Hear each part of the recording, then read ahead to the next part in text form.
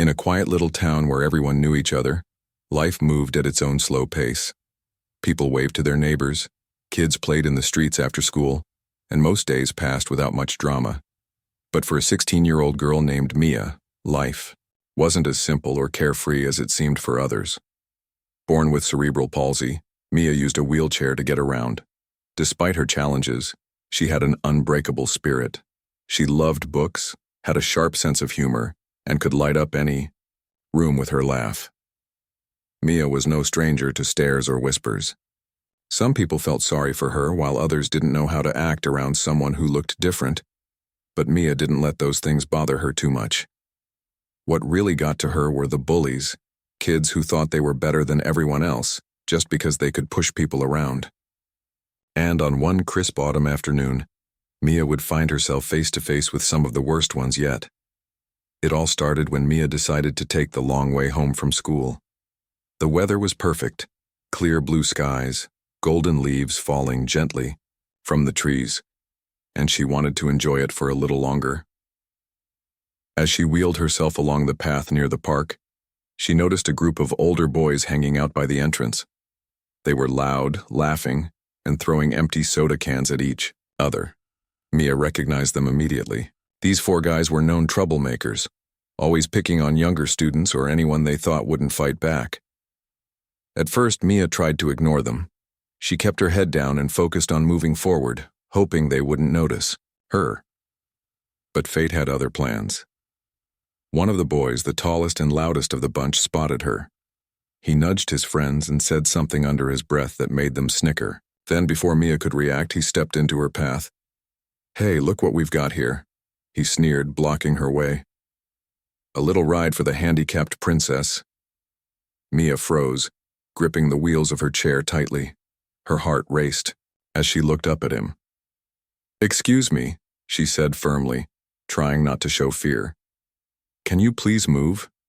Instead of stepping aside, the boy leaned closer, his smirk widening. "Or what?" he taunted. "You gonna run me over?" His friends burst into laughter, egging him on. Emboldened by their support, the boy reached out and gave Mia's wheelchair a hard shove. It happened so fast that Mia barely had time to brace herself. The chair tipped over, sending her crashing to the ground. Her books spilled out, scattering across the pavement. Pain shot through her arm as she landed awkwardly, but it was nothing compared to the humiliation she felt. Tears welled up in her eyes as she tried to sit up, struggling against the weight of her body. The boys stood there laughing, pointing at her like it was the funniest thing they'd ever seen. A few people walking by stopped to stare, but none of them offered help. Some even turned away, pretending not to notice. It was as if the world had gone silent, leaving Mia alone with her pain and shame. Finally, one of the boys shouted, "Watch where you're going next time, cripple," before turning to leave with his friends. Their laughter echoed behind them as they disappeared down the street, leaving Mia lying there, broken and defeated. For a moment, everything felt heavy. The coldness of the ground beneath her, the sting of tears streaming down her cheeks, the ache in her chest that came not just from the fall, but from being treated like she was invisible. But then, something inside Mia shifted. Anger began to rise within her, slowly burning away the sadness. She clenched her fists and whispered to herself, almost like a promise, "This isn't over. You'll regret this." With great effort, Mia managed to pull herself back into her wheelchair.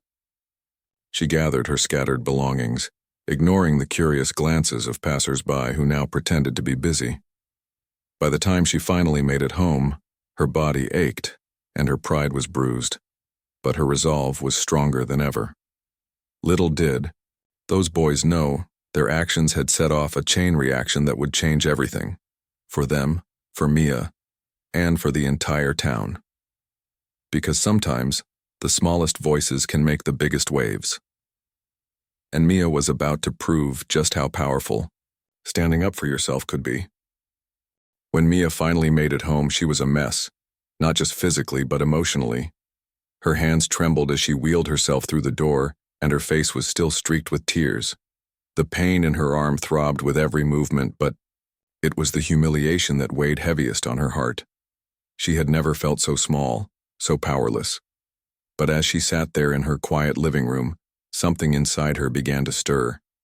It wasn't anger exactly, at least not yet. It was more like a flicker of determination, a tiny spark refusing to be extinguished. Her mom came rushing in the moment she heard the front door open. She took one look at Mia's tear-streaked face, and the bandage Mia had clumsily wrapped around her scraped elbow, and immediately knew something was wrong. "What happened?" she asked, her voice trembling with worry. Mia hesitated for a second, unsure if she should even tell her mom what had happened. Part of her wanted to brush it off, to pretend it wasn't a big deal. But the words spilled out anyway, haltingly at first, then faster and louder as the memory of the boy's laughter replayed in her mind. She told her mom about the shove, the fall, the jeers from the crowd, and how no one stepped in to help. By the time she finished, she was shaking again, this time with a mix of frustration and shame. Her mom listened silently, her jaw tightening with every detail. When Mia finally stopped talking, her mom didn't say anything right away. Instead, she knelt beside Mia's wheelchair and pulled her into a tight hug.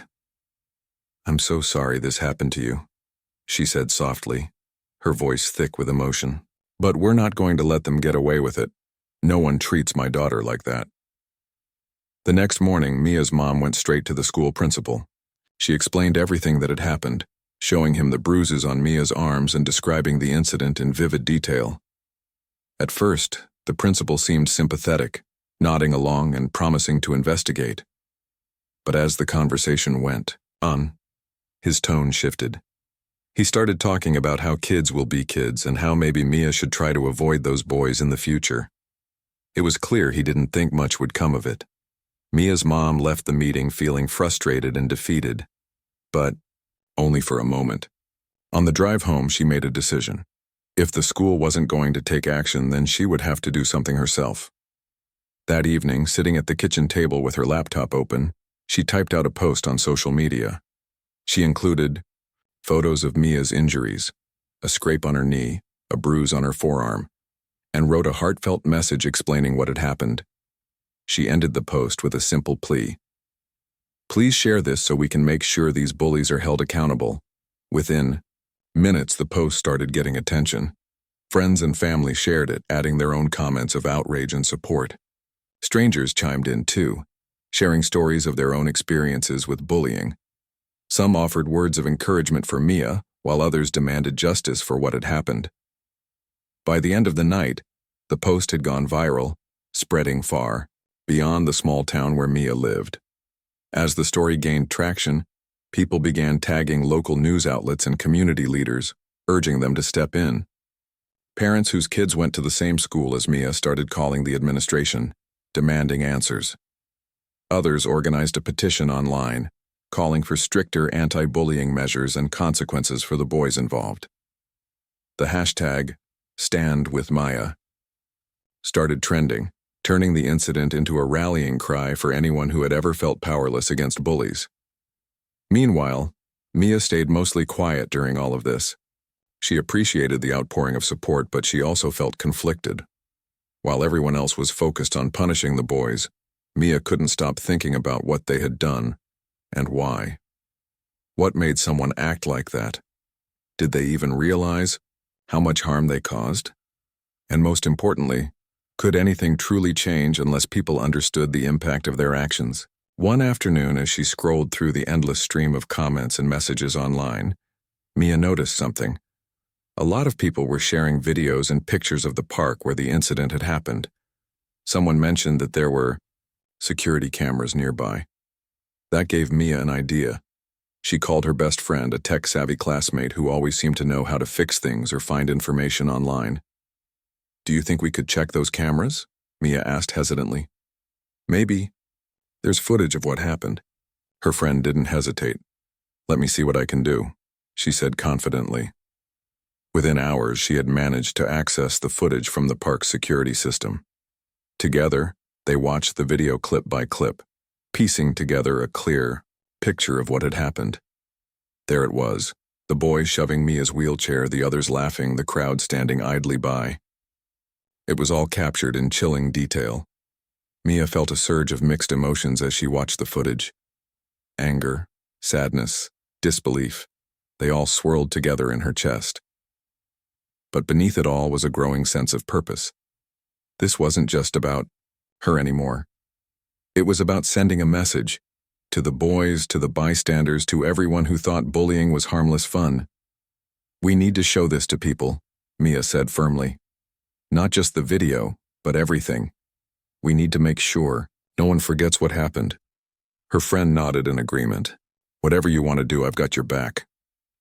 Over the next couple of days, Mia worked tirelessly to put together a plan.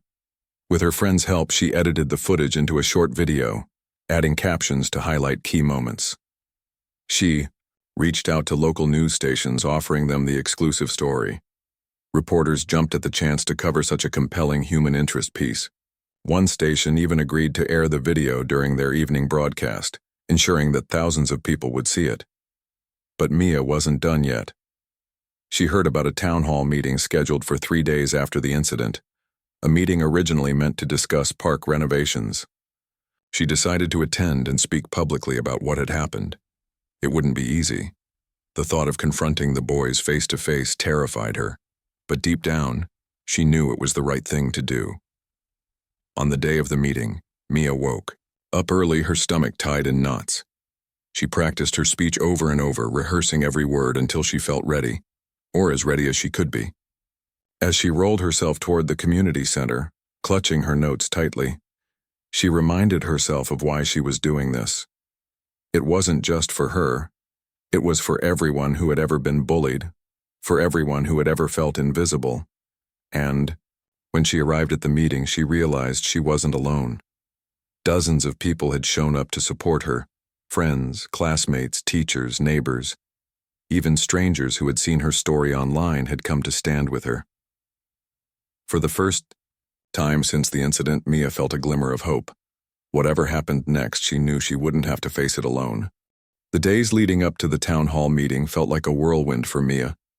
Every moment was filled with planning, rehearsing, and preparing, not just for herself, but for everyone who had rallied around her cause.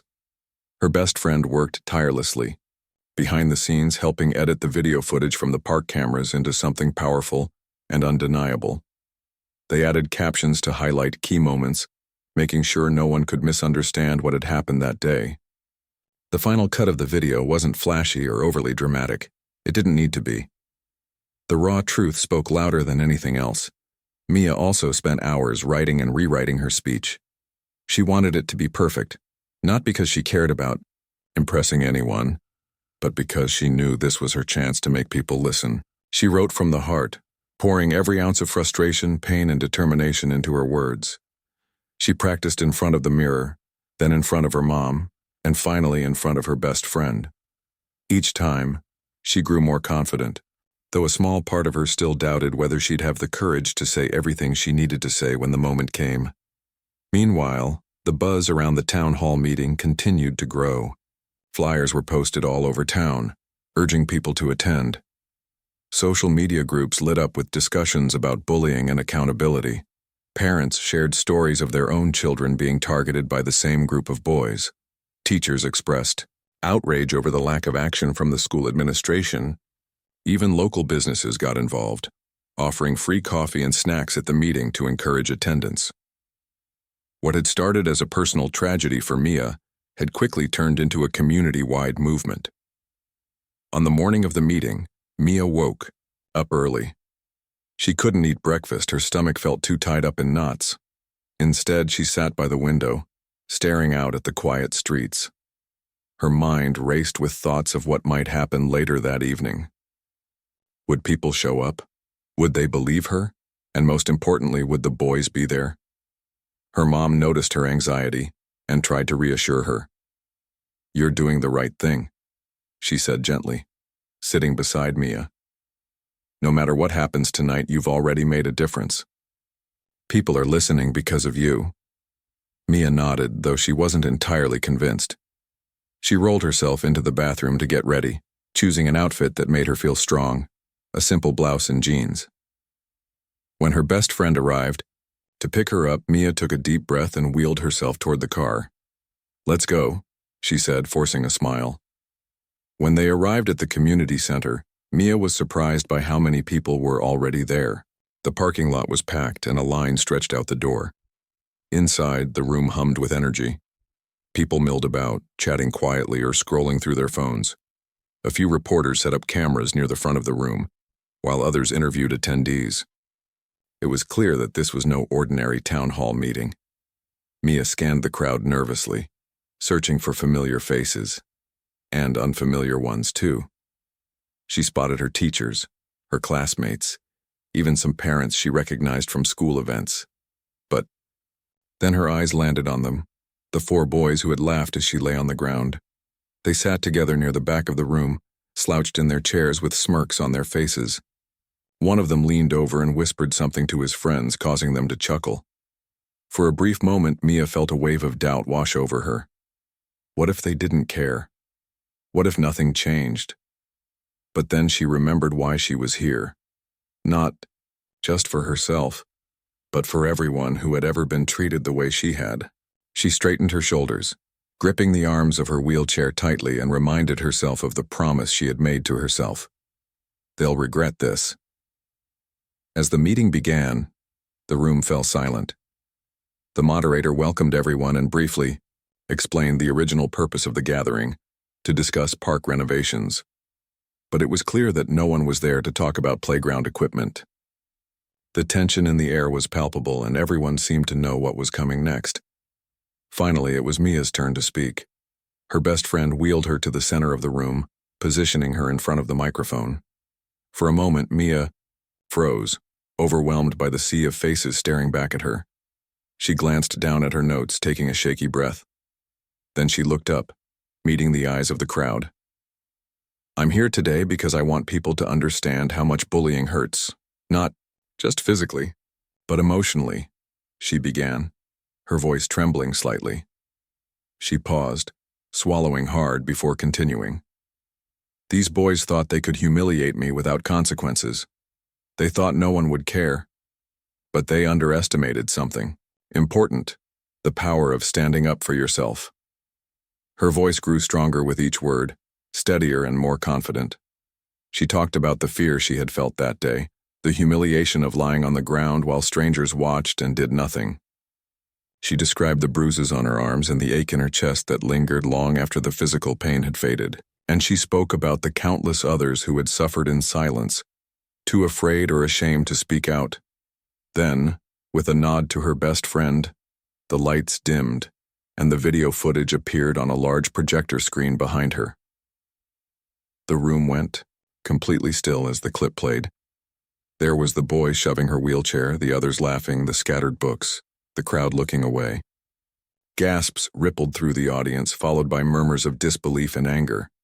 Some people covered their mouths in shock, others shook their heads in disgust. When the video ended, Mia turned back to the crowd. I don't hate these boys, she said, her voice firm now. I pity them, because no matter how tough they act, deep down they're cowards. And tonight I want them to see what they've done, not just to me, but to everyone they've ever hurt. The room erupted into applause, the sound echoing off the walls. People stood up, clapping and cheering, tears streaming down their faces. Reporters snapped photos and recorded videos, capturing every second of the historic moment. For the first time in days, Mia allowed herself to smile. She had done it. She had shown the world exactly what had happened and forced them to confront the truth, but the real test was yet to come. As the applause died down and the moderator called for questions, all eyes turned to the 4 boys sitting in the back of the room. Their smirks had vanished, replaced by looks of unease and shame. One of them shifted uncomfortably in his seat, avoiding eye contact with anyone. Another muttered something under his breath, though no one could hear what he said. Mia didn't gloat or rub it in their faces. She simply sat there, calm and composed, letting the weight of the moment sink in. She had laid bare the truth, exposing not just their actions but the culture of silence that had allowed such behavior to continue unchecked. Now it was up to the rest of the community to decide what came next. As the meeting drew to a close, Mia felt a strange mix of emotions: relief, pride, exhaustion, She had fought back in the only way she knew how, by speaking her truth. And though she couldn't predict exactly how things would unfold, she knew one thing for certain. The boys would never forget what had happened here tonight, and neither would anyone else. The applause in the room slowly faded, but the tension remained thick.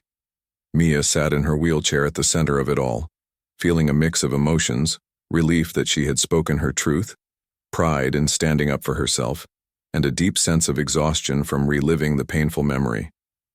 The crowd was still buzzing with murmurs as people turned to look at the four boys sitting near the back. For the first time, they weren't smirking or laughing.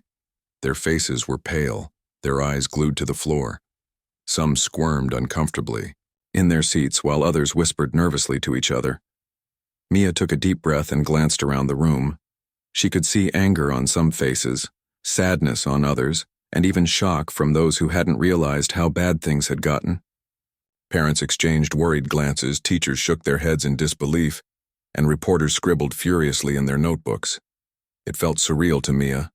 Just days ago, she had been alone on the pavement, humiliated and ignored. Now, she was, surrounded by hundreds of people who were demanding justice for what had happened to her. The moderator stepped forward, trying to regain control of the meeting. "Thank you, Mia," he said, his voice softer than before.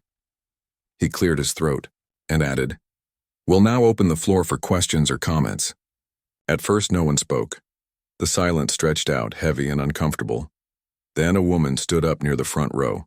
She looked like she might be someone's mom, wearing a sweater and jeans, her hands clasped tightly together. Her voice trembled, slightly as she began to speak. "I have 2 sons," she said, her gaze shifting between Mia and the boys in the back. "And I want them to grow up knowing right from wrong. What happened here? It breaks my heart. How can we let this kind of behavior go unchecked?" Her words seemed to break the dam. One by one, more people stood up to share their thoughts. A teacher recounted stories of students too scared to come to school because of bullying.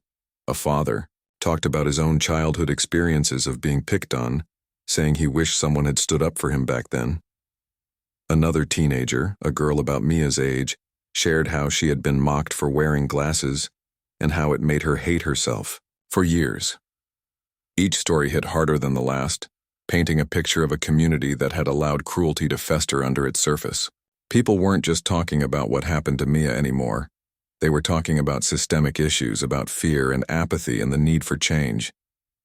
The energy in the room shifted from outrage to determination. This wasn't just about punishing 4 boys. It was about making sure nothing like this ever happened again. Finally, one of the reporters raised her hand. When the moderator called on her, she turned her microphone toward Mia. "What do you think should happen next?" she asked, her tone gentle but probing. "Do you believe these boys deserve a second chance?" Mia hesitated for a moment. She hadn't expected such a direct question, especially not in front of everyone. But she knew exactly how she felt. Taking a steadying breath, she leaned closer to the microphone. "I don't think anyone is born a bully," she said slowly, choosing her words carefully. "People become bullies because they're taught it's okay or because no one stops them. These boys need consequences for what they did, yes, but more importantly, they need to understand why it was wrong. They need to learn empathy." Her response drew nods of agreement from the audience. Even the boys in the back seemed to flinch slightly, though none of them dared to meet her eyes. Mia continued, her voice growing stronger. "This isn't about revenge, it's about accountability. If they're willing to apologize, not just to me, but to everyone they've hurt, and if they're willing to work toward being better, then maybe there's hope for them. But ignoring the problem won't fix anything." The reporter thanked her and another person stood up. A man in his 40s with graying hair and a stern expression. "I'm a former police officer," he announced, his voice carrying across the room. "What these boys did wasn't just mean, it was criminal. Assault is assault, whether it happens in a park or anywhere else. We can't keep brushing this stuff aside and calling it kids being kids. That's an excuse, not a solution." His words sparked a new wave of discussion. Some people argued that the boys should face legal consequences. while others believed counseling and education would be more effective.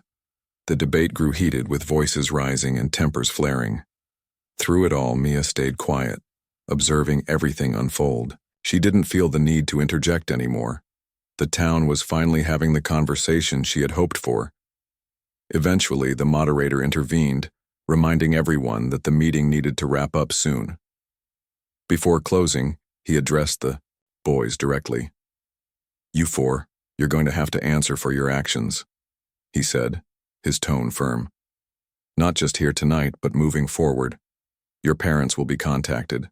The school board will review your cases. And depending on the outcome, law enforcement may get involved. This isn't over." The boys didn't say a word. They simply nodded, their faces flushed with shame. As the meeting ended and people began filing out of the room, several attendees stopped to thank Mia for her courage. Some hugged her, others patted her shoulder, and many promised to support her however they could. It was overwhelming but also comforting. For the first time in days, Mia didn't feel so alone. Outside the community center, the air was cool and crisp. Reporters lingered nearby, eager to grab sound bites from anyone leaving the meeting. Mia's best friend wheeled her toward their car, shielding her from the cameras as much as possible. "You did amazing," her friend whispered, squeezing her arm. "Seriously, you crushed it." Mia managed a small smile, though she still felt drained. "It's not over yet," she replied quietly, "but at least people are listening."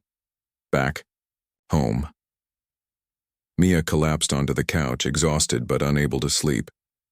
Her mom brought her a cup of tea and sat beside her, wrapping an arm around her shoulders. "You've started something big," her mom said softly. "Change doesn't happen overnight, but tonight was a step in the right direction." Mia nodded, staring into the distance. She thought about the boys and wondered what would happen to them. Would they learn from this? Would they truly regret their actions? Or would they find ways to justify their behavior, blaming everyone else, except themselves? Only time would tell. But one thing was certain. Mia had forced the entire town to confront a problem they'd ignored for far too long. She had taken her pain and turned it into purpose, using her voice to spark a much-needed conversation. And as she drifted off to sleep that night, she reminded herself of something important. Standing up for yourself wasn't just about fighting back. It was about inspiring others to do the same. Little did she know, the fallout from that night would ripple through the community for weeks to come, changing lives, including her own, in ways she couldn't yet imagine. The days following the town hall meeting felt like a storm brewing. The video of the incident, now widely shared on social media and broadcasted by local news outlets, had ignited a firestorm. People were talking about it everywhere, on TV, in grocery stores, at school, and even in coffee shops. It seemed impossible to escape the conversation, and the four boys who had laughed as Mia fell were suddenly at the center of it all. At first, they tried to act like nothing had changed. They showed up at school the next morning, slouching in their usual spots by the lockers, pretending to be unfazed. But it was clear that things weren't the same. Other students avoided them, shooting sideways glances filled with anger or disgust. Teachers kept a close eye on them during class, making sure they didn't step out of line. Even the hallways felt different, quieter, heavier, as if everyone was holding their breath, waiting to see what would happen next. By lunchtime, rumors were swirling. Some kids claimed the boys had been suspended. Others whispered about police involvement. A few brave classmates confronted them directly, demanding apologies. One girl cornered the tallest boy, the one who had shoved Mia's wheelchair, and hissed, "You should be ashamed of yourself." He muttered something under his breath and walked away, but not before she saw the flicker of fear in his eyes. Meanwhile, the fallout extended beyond the school. Parents of the boys were called into emergency meetings with the principal and members of the school board. Letters from concerned citizens poured in, urging stricter consequences for bullying. Local businesses, once sponsors of school events and sports teams, began reconsidering their support. A popular cafe downtown posted a sign on its door. "We stand with Mia. No tolerance for bullies." For the boys, the weight of public scrutiny quickly became unbearable. Their families faced backlash too. One mother tearfully recounted how her neighbors stopped speaking to her, while another father, a well-known figure in the community, found himself criticized online and offline. Someone created a meme mocking him, calling him Dad of the Year, which spread across social media like wildfire. His business suffered as customers boycotted his services, forcing him to issue an awkward, half-hearted apology in hopes of salvaging his reputation. But perhaps the most significant blow came when law enforcement stepped in. While no charges were filed immediately, investigators began looking into past incidents involving the boys. Other victims came forward, sharing stories of harassment, intimidation, and even physical violence. One former student described being pushed down a flight of stairs during middle school. Another recounted how he'd been locked in a locker after refusing to hand over his lunch money.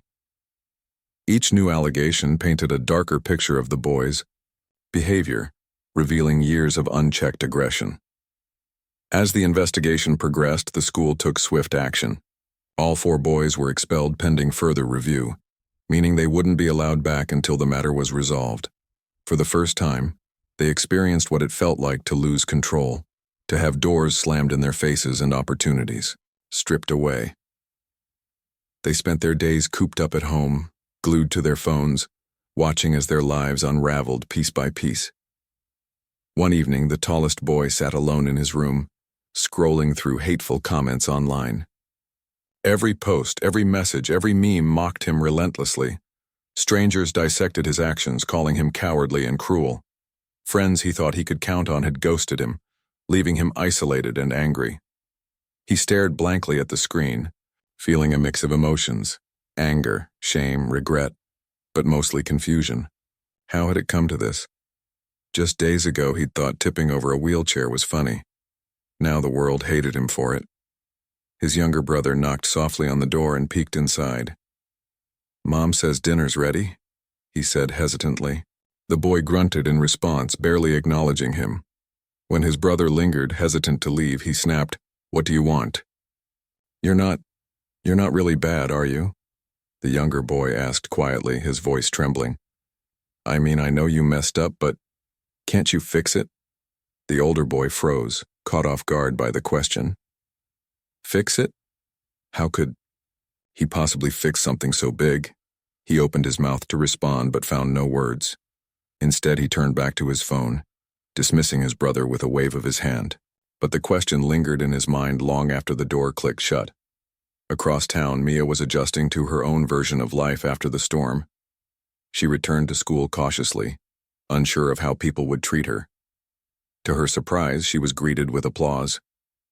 Classmates who had previously ignored her now smiled warmly, offering kind words and high fives.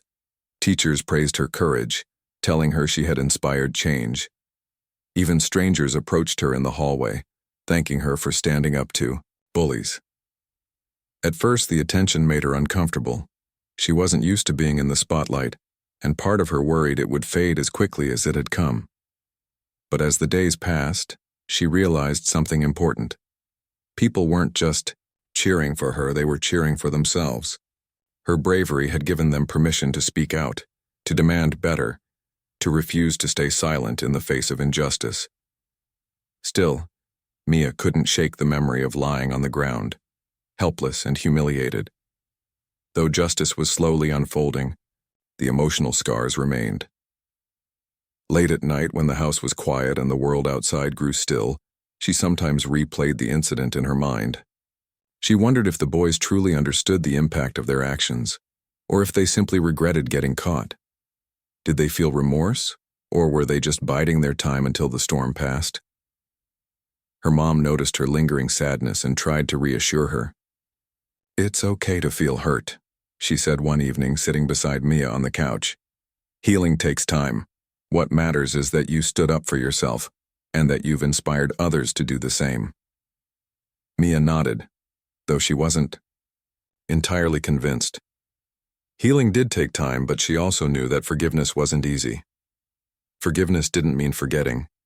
It meant choosing to move forward, despite the pain.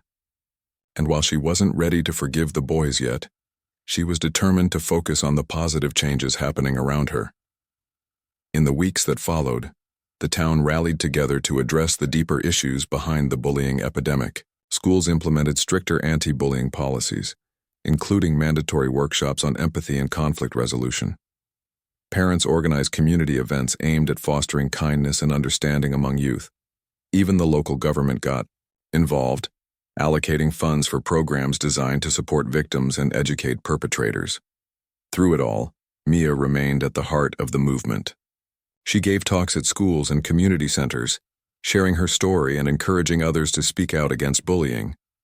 Her courage inspired countless students to share their own experiences, creating a ripple effect of awareness and accountability. Slowly but surely, the culture of silence began to shift. Yet despite the progress, Mia often thought about the boys. She wondered where they were now, and whether they had learned anything from their mistakes. Were they truly sorry? Or had they simply learned to hide their cruelty better? Only time would tell. One chilly afternoon, as Mia wheeled herself through the park where the incident had occurred, she paused for a moment. The leaves crunched beneath her wheels, and the air smelled faintly of autumn. She looked around, taking in the familiar sights, the swing swaying gently in the breeze, the empty soda cans scattered near the benches. For a brief moment, she allowed herself to imagine what might have happened if someone had stepped in that day, if a passerby had helped her up instead of walking away. Then she shook her head, smiling faintly. What ifs wouldn't change the past. What mattered was the future and the steps being taken to ensure no one else suffered the way she had. With renewed determination, Mia rolled herself forward, leaving the park behind. The road ahead wouldn't always be easy, but Mia was ready to face it. She had proven that even the smallest voices could make the biggest waves, and that sometimes, standing up for yourself wasn't just about fighting back. It was about inspiring others to rise alongside you. Months had passed since the incident in the park, and life in the small town had changed in ways no one could have predicted. The story of Mia, the girl who refused to stay silent, had become a symbol of resilience and courage. People talked about her not just as a victim but as a leader, someone who had turned pain into purpose. Her speech at the town hall meeting was still being shared online, inspiring others far beyond the borders of their quiet little community. For Mia, life wasn't perfect, but it was better. She returned to school with a newfound confidence, rolling through the hallways knowing she had allies all around her. Classmates who once walked past without a second glance now greeted her warmly. Teachers went out of their way to check on her, making sure she felt supported. Even strangers approached her occasionally, thanking her for speaking up and reminding her that her voice mattered. But the biggest change wasn't just how people treated Mia. It was how they treated each other. The anti-bullying workshops rolled out by the schools started showing results. Students began standing up for one another, calling out cruel behavior when they saw it. A group of older kids formed a kindness squad, organizing events to spread positivity and inclusion. It wasn't uncommon to see posters taped to lockers with messages like "Be kind" or "Stand together." Slowly but surely, the culture of fear and silence was fading away. The 4 boys responsible for tipping over Mia's wheelchair, their lives took a very different turn. After their expulsion from school, they were sent to alternative education programs designed for students with behavioral issues. At first, they resisted, refusing to admit they'd done anything wrong. But as weeks turned into months, reality set in. They couldn't escape the consequences of their actions, or the guilt that followed them everywhere. One evening, the tallest boy sat alone in his room, staring at the wall. His phone buzzed constantly with notifications, but he ignored it. He'd deleted most of his social media accounts after the backlash became too much to handle. Friends stopped texting him, and even family members seemed distant. For the first time in his life, he understood what it felt like to be isolated, to be on the outside looking in. His younger brother knocked softly on the door. "Can I come in?" he asked hesitantly. The boy sighed and nodded. His brother stepped inside holding a crumpled piece of paper. I drew this for you, he said, handing it over. It was a simple sketch, a stick figure helping another stand up. Below it, written in shaky letters, were the words, "You can still fix it." The boy stared at the drawing, tears welling up in his eyes. He thought about the girl in the wheelchair, about how brave she had been to face him and his friends at the town hall meeting. She hadn't screamed or yelled. She'd spoken calmly, firmly, letting the truth do the talking. And yet, her words had cut deeper than any insult ever could. That night, he made a decision. The next day, he asked his mom to drive him to the community center where Mia often volunteered. When they arrived, he hesitated outside the door, his heart pounding. Finally, he pushed it open and stepped inside. Mia was there, sitting at a table surrounded by kids working on art projects. She looked up, surprised to see him. For a moment, neither of them spoke. Then, gathering his courage, the boy cleared his throat. I wanted to say I'm sorry," he stammered, his voice barely above a whisper. "What we did to you, it was wrong. I didn't realize how bad it was until later. I wish I could take it back." Mia studied him carefully, her expression unreadable. Then slowly she nodded. "Thank you for saying that," she said quietly. "Apologies are important, but actions matter more. Are you willing to prove you've changed?" The boy swallowed hard, nodding vigorously. "Yes," he said. "Anything." Over the next few weeks, he joined Mia's volunteer efforts at the community center. At first, it was awkward. He didn't know how to act around her, worried she'd never trust him. But Mia welcomed him with quiet grace, assigning him tasks like setting up tables or helping younger kids with their crafts. Over time, he began to understand what empathy truly meant, not just feeling bad for someone, but actively working to make things better. The other 3 boys followed suit, though not all at once. One by one, they reached out to Mia, offering apologies and asking how they could help. Some people in the town doubted their sincerity, questioning whether they deserved forgiveness. But Mia believed everyone deserved a chance to grow. "They made mistakes," she told her mom one night. "We all do. What matters is whether they learn from them." As the months went by, the town continued to heal. The park, where the incident had occurred, underwent renovations thanks to donations from the community. New benches were installed along with a mural painted by local artists. In the center of the mural was a wheelchair, surrounded by hands reaching out to lift it up. Beneath it, bold letters spelled out the words, "Kindness starts here." Mia visited the park often, finding peace in its transformation. One sunny afternoon, she wheeled herself to the mural and traced the words with her fingers. Her best friend stood beside her, snapping photos for a project they were working on together, a documentary about bullying and resilience. "You've really changed things, you know," her friend said, smiling. Mia shrugged modestly. "Not just me," she replied. "Everyone played a part.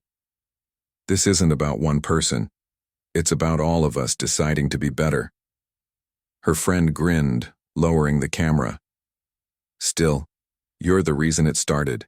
You should be proud." Mia smiled faintly, looking out at the park filled with laughing children and chatting families. She thought about the journey she'd been on, the pain, the fear, the anger, and how far she'd come. Forgiveness wasn't easy, and healing took time. But every step forward brought her closer to the future she wanted. One built on kindness, understanding, and hope. Later that evening, as Mia sat on her porch watching the sunset, her mom joined her, placing a comforting hand on her shoulder. "You've changed things, sweetheart," she said softly. "You've made people see." Mia nodded, her gaze fixed on the horizon. "Yeah," she replied, "and maybe those boys will think twice before messing with someone else." Far away, in a dimly lit bedroom, the tallest boy lay awake, staring at the ceiling. His phone buzzed incessantly with hateful messages, reminders of the price he paid for cruelty. For the first time in his life, he understood regret and feared it might follow him forever. But deep down, he also felt something else, a flicker of hope. Hope that he could be better, that he could make amends, that maybe, just maybe, he could turn his mistakes into lessons for others. And so, the story didn't end with punishment or revenge. Instead, it ended with growth, with a community coming together to confront its flaws and work toward something better.